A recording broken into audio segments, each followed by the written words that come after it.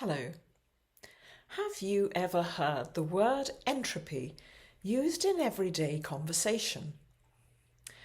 I'd heard the word from time to time, but to be honest, I wasn't exactly sure what it meant. So one day I looked it up, and one of the definitions I found was this.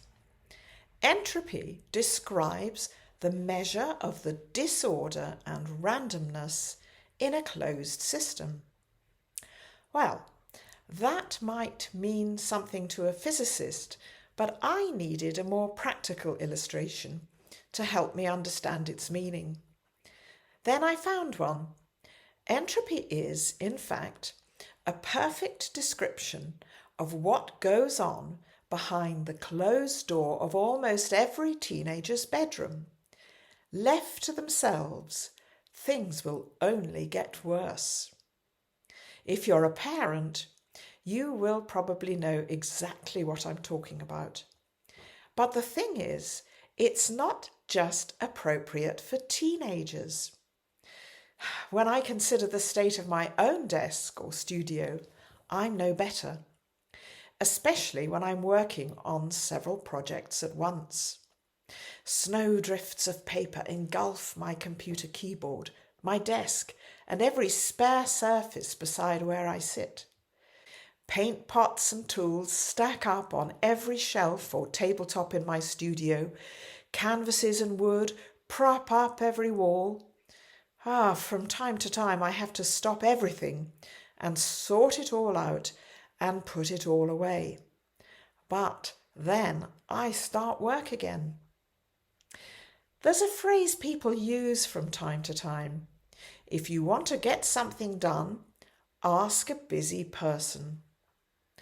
I used to take it as a compliment, and I'd be flattered into saying yes to almost everything I was asked to do. Now, I suspect I was just making myself a martyr. Which reminds me of the story of two sisters, Mary and Martha. Oh, no, I mean Martha.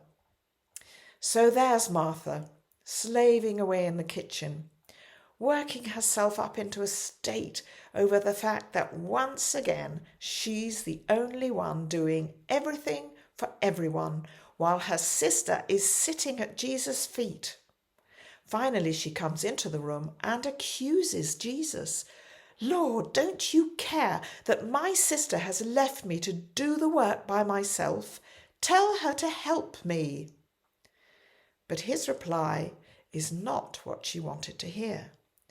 Martha, Martha, the Lord answered, you are worried and upset about many things, but few things are needed, or indeed only one.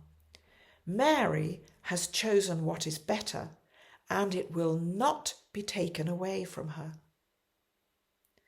Mary had chosen to sit at the Lord's feet, to wait on his words, purely and simply because of her love for him. I guess this is how some people manage to live such well-ordered lives. The secret of their success is simplicity. The trouble is, when our lives get too full, we can end up feeling that we don't have time for ourselves, for our friends, let alone for God. There's a framed Bible verse that has been sitting on a shelf in my room for over 40 years. It's even followed me from England to France. It's a verse from Psalm 46, and it says this: "Be still and know that I am God." Clearly, Mary had the right idea, and I am learning it rather late in life. But rediscovering this truth has brought a renewal of my faith walk and a real restoring of the relationship I had when I first met Jesus and committed my life to following him. So it's important that we take a regular look at our priorities to check that God still has first place in our lives. Remember entropy? If we're left to our own devices, we won't do well. But in God, we rediscover who we are and who we're meant to be, His dearly loved children. Knowing that gives us such security.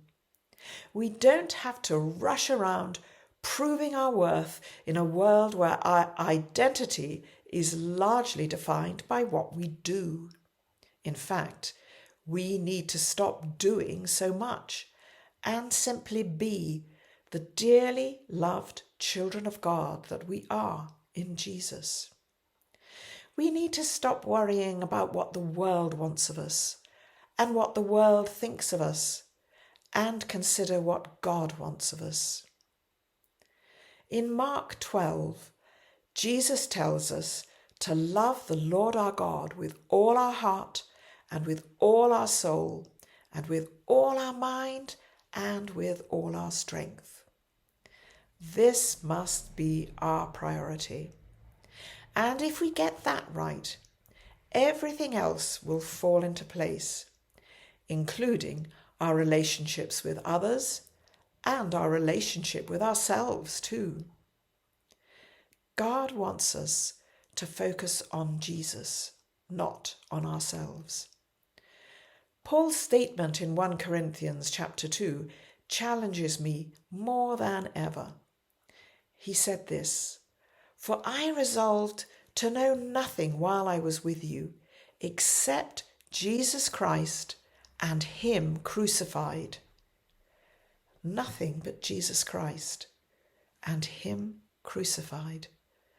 But not just Jesus Christ crucified, Jesus Christ resurrected and Jesus Christ glorified.